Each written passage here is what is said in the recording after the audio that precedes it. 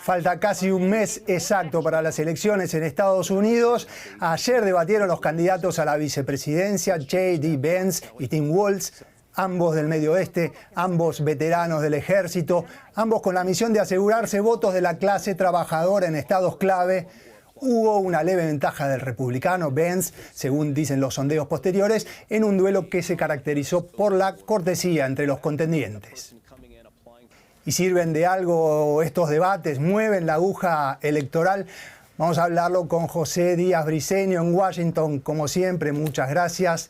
El debate empezó con el tema de ayer, José, el ataque de Irán a Israel, el conflicto en Oriente Medio. Sabemos que ambos candidatos presidenciales apoyan prácticamente de modo incondicional a Israel. ¿Qué diferencias en las posiciones se pudieron ver ayer en el debate? Sí, la pregunta que hicieron los moderadores directamente a los dos candidatos a la vicepresidencia fue un tanto extraña, pues decían apoyarían un ataque preventivo de Israel en contra de Irán, y es ahí donde los dos difirieron un poco. Fue una pregunta en la que el candidato vicepresidencial del Partido Demócrata, Tim Walz, el gobernador de Minnesota, tuvo una difícil manera de responder, no exactamente muy clara su respuesta, prácticamente dejó de lado una respuesta directa, y sin embargo J.D. Vance, el senador por Ohio, quien es el compañero de fórmula de Donald Trump en el campo republicano, dijo que dejaría a Israel la decisión de atacar de manera preventiva a Irán. ¿De qué incluye ese ataque preventivo? No fue claro lo que decían las moderadoras en su pregunta, y sin embargo aquí muestra básicamente una ligera diferencia entre las dos posiciones, una posición de halcones por parte de los republicanos decididos a apoyar a Israel a toda costa, mientras que los demócratas más sensibles a las encuestas de opinión que hay en Estados Unidos, donde hay un 48% de crítica negativa a las acciones de Israel, de acuerdo con la encuesta Gallup.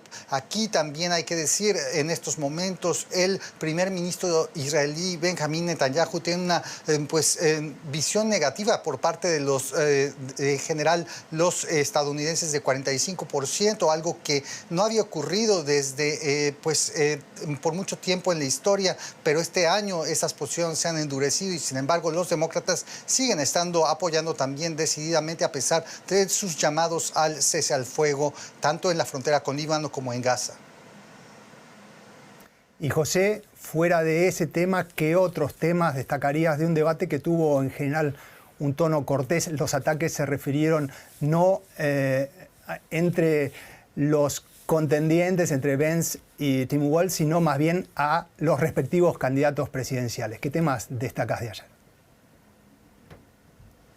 Sí, quizá lo que más sorprendió aquí a los comentaristas políticos en Estados Unidos es justamente lo que tú mencionas, el carácter civil y cortés del debate, algo que nos regresa a unas épocas antes de Trump y nos muestra lo disruptivo en general que es el magnate neoyorquino en la presencia en estos debates presidenciales, con ataques y mentiras abiertas en estas apariciones públicas. Y sin embargo hay temas que destacaron de manera interesante en el debate. El tema del aborto es un tema que está movilizando a muchas mujeres en Estados Unidos, y que los propios republicanos han reconocido que les está pesando esta eliminación del derecho nacional al aborto hace 2 años por parte de la Corte Suprema de Estados Unidos. Está pesando fuertemente en las campañas a la presidencia, y ayer, de manera interesante, el candidato a vicepresidente J.D. Vance aseguró que su partido tenía que hacer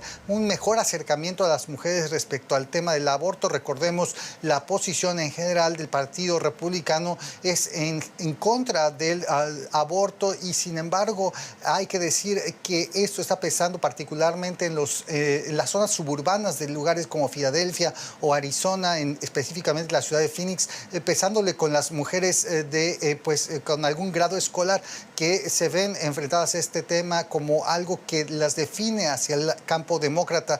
Hay que decir, otro tema interesante es el tema de inmigración, donde fue un tema bastante animado respecto a esta polémica que hay sobre la presencia de inmigrantes haitianos en un pueblo conocido como Springfield, en Ohio, donde hubo una polémica alrededor de hace 2 o 3 semanas en las que el candidato republicano Donald Trump aseguró que prácticamente ahí los inmigrantes haitianos habían llegado a destruir la ciudad, incluyendo de manera falsa decir que comían gatos y perros en esa ciudad. Ayer J.D. Vance aseguró que esta forma de referirse a la inmigración era para destacar los peligros y un poco una exageración, pero de que básicamente ellos tenían la razón en destacar, incluso con mentiras, lo que estaba ocurriendo, pues consideran que la inmigración está causando estragos. Incluso ayer dijo en el incremento de precios de vivienda, algo que es difícil de checar en los datos específicamente. Estos dos temas, aborto e inmigración, fueron interesantes, pero también habría que destacar el tema de la polémica alrededor de la toma del Capitolio del 6 de enero de 2021, donde J.D. Vance se negó a condenar las acciones de una turba que tomó ese Capitolio de simpatizantes de Donald Trump, un tema de defensa de la democracia que en algunos sectores sí pesa. Y José, vuelvo a uno de los temas que mencionaste, la migración. La cuestión de los inmigrantes en Springfield comiendo mascotas, además dio origen a un gran tema musical que se hizo viral en las redes sociales. Pero hablando más en serio, el tema en Europa, la migración, es una cuestión que está decidiendo elecciones en varios países en el último tiempo. ¿Sucede lo mismo allí en Estados Unidos? ¿Tiene una importancia tan central, genera tanta controversia entre los estadounidenses? El tema central para los votantes republicanos en todas las encuestas es el tema de la frontera, el control que tiene el gobierno federal de la frontera con México y la inmigración indocumentada, sin papeles, aquí.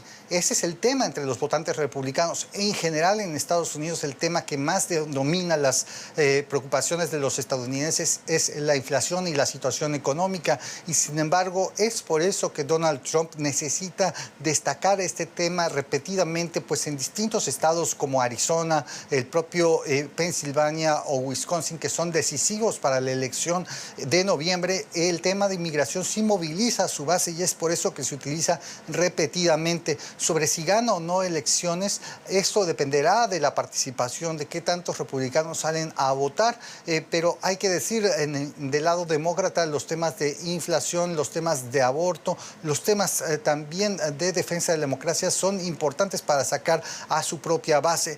Así que lo que muchas personas aseguran aquí es que las encuestas están tan cerradas que será el tema de la movilización de las bases lo que terminará decidiendo en quién sea el triunfador en esta elección del 5 de noviembre entre Kamala Harris y Donald Trump. Quería hacerte una pregunta más sobre este tema y si se tocó esta cuestión en particular en el debate. Hace poco Donald Trump, el candidato republicano, incorporó el término remigración, un término que está asociado aquí en Europa y que se usa hace bastante tiempo a sectores de la derecha más a la derecha. Remigración, deportaciones masivas. Se mencionó ayer el tema. ¿Se trata de un plan concreto o solamente son frases de campaña? ¿Y qué proponen los demócratas contra eso? Sí, se mencionó el tema de la deportación masiva de los 11 millones de personas sin papeles en Estados Unidos de manera lateral. Esto, sin embargo, sí es una propuesta concreta del expresidente Donald Trump dentro de su plataforma de campaña, y es justamente esto: devolver a los sin papeles que están distribuidos alrededor de Estados Unidos a sus países de origen, algo que de manera práctica es difícil de lograr. El expresidente Trump asegura que se movilizaría la Guardia Nacional y también a las policías locales para lograr esta deportación masiva. Él hace eco de una campaña de los años 50 durante la presidencia del republicano Dwight Eisenhower, donde al menos 1 millón de personas fue removida desde Estados Unidos a México para pues contener lo que en estos momentos se veía como un abuso de los empleos estadounidenses a costa de inmigrantes que habían sido invitados en la posguerra para ayudar en los campos aquí en Estados Unidos. Y sin embargo, el señor Donald Trump asegura que él sí estaría en posibilidades de llevar una redada masiva para llevar a los inmigrantes de vuelta a sus países, algo que prácticamente, particularmente para la inmigración no continental, sería prácticamente imposible trasladar a personas a países como China, países de África que también están llegando en las últimas oleadas migratorias. Y sin embargo, hay que decir que en estos momentos una operación de deportación masiva causaría un efecto directo en la economía estadounidense, incluyendo lo que aquí dicen sería una recesión. De acuerdo con el Instituto de Economía Internacional en Washington, pues los inmigrantes indocumentados, como sabemos, están presentes en sectores claves de la economía estadounidense, particularmente áreas como los servicios o la agricultura, donde alrededor de 40% del personal ocupado en ella son inmigrantes sin papeles. Así que si bien hay un plan, esto también causaría estragos a la propia economía estadounidense. Y José, una pregunta ahora sobre el debate y sobre la cuestión de si sirven para algo los debates presidenciales o de los candidatos a la vicepresidencia. Un antecedente, por ejemplo, en Argentina, que me toca personalmente, antes de las elecciones, una semana antes, debatieron Javier Milei y el candidato peronista Sergio Massa. Luego del debate, los comentaristas, yo incluido, dijimos que claramente Massa demostró más solidez, más conocimiento de los resortes, de los manejos del Estado, y fue el claro ganador del debate. Una semana después, el resultado fue Javier Milei, 56% de los votos.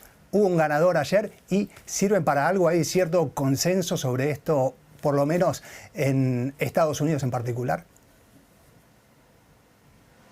Sí, de acuerdo con las encuestas instantáneas de la cadena CBS que hizo el debate ayer en la ciudad de Nueva York, que organizó el debate, que albergó el debate en sus estudios, prácticamente hubo un empate de los competidores, el senador J.D. Vance y el gobernador Tim Walz. Alrededor del 17% aseguró que había habido un empate y el resto se repartió prácticamente de manera equitativa.